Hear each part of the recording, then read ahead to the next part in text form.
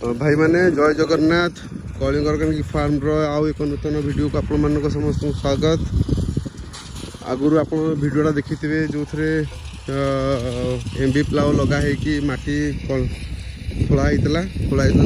the sense चाष कराई बहुत गभीर तापर गोबर खत बहुत जगह पड़ा जोरा माटी खराब थिला माटी तो अलरेडी मु टेस्ट पठे लैब को मो जगार 3 प्रकार माटी बाहर तो 3 प्रकार माटी सैंपल कलेक्ट कराए कि मोर आसी एग्रीकल्चर डिपार्टमेंट आसते माटी से कलेक्ट कर पठे लैब को टेस्ट करने तो ये जगह देखिपे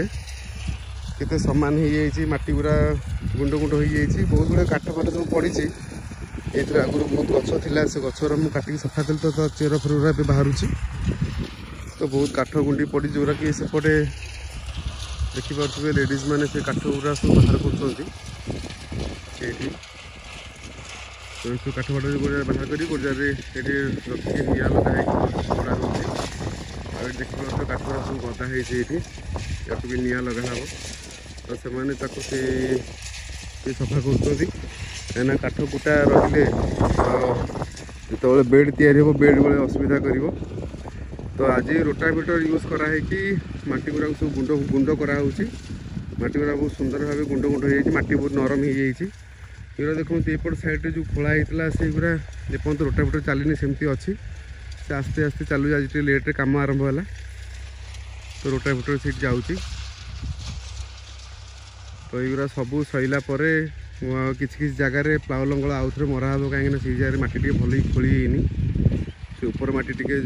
क्ले सॉइल अच्छी से क्ले सॉइल गुरा भल खोली आउ थे प्लाउ लगा आउ थे खोला हे खोलाई पुणी रोटावेटर चलो सफिसीयंट गोबर खत पड़ पारनी मिनिमम 13-14 ट्रिप पड़ी आहरी 20-25 ट्रिप पकड़ा पड़ो तो प्रक्रिया आउ 2-4 दिन पर आरंभ हम जेहेतु 2 दिन तले वर्षा होता माटी गुरा नरम हो रोटावेटर माटी गुरा भल गुंड हो तो यहाँ चली यहाँ आमर जगह भर गोटे बर गछटे अच्छी बर तो साइड्रे गोटे बेल गछटे भी अच्छी तो कटा है रखाई बर गछ बेल गछ मुझे भावुँ गोटे ठाकुर फाकुर की पूजा पूजी कले भल हम देखा जाऊ जगह मझे यहाँ गोटे बाहारा गछटे ये तो सब जानते आप शाल गछ गुरा सब बड़ बड़ टेका टेका गछ शाल गछ गुरा अच्छे जो से निआ लगाई से निआ से नालटे अच्छी जो डैम आपन को वीडियो आगुरी पोस्ट करी से डैम पानी से नाल दे जाऊँगी गोटे मोटा आकार में माछ बाछ भी भल से पड़ुं से नालटा को भी यूज कर जो बतक छड़ा हे से नाल से भल बढ़े